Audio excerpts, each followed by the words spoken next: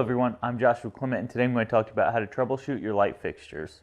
Over time, your light fixtures vibrate with the moving around in the house or the shutting of doors. What happens is those wires on the inside end up breaking the connection.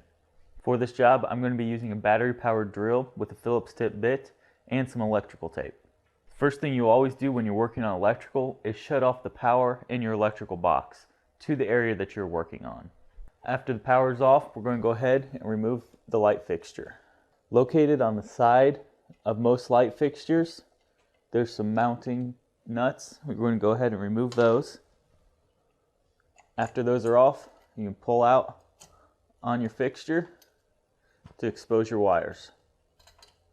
After your wires are exposed, we're going to go through one at a time, remove the wire nuts, inspect our wire nuts, make sure that they are not damaged in any way, make sure that we have a good connection with our wires, and go ahead and put our wire nuts back into place. Then after I get done with that one, I'll move on to the next one. After all the wire nuts are inspected and you made sure that you have good connections, go ahead and take your electrical tape and tape them up. I like to use about a 2 or 3 inch piece.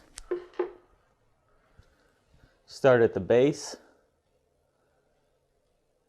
Go ahead and spin it around.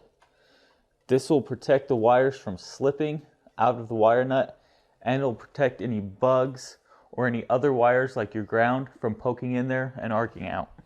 After that's done, we're going to take our wires and push them back into our box, making sure that they keep a good connection. Then we'll put our fixture back into place.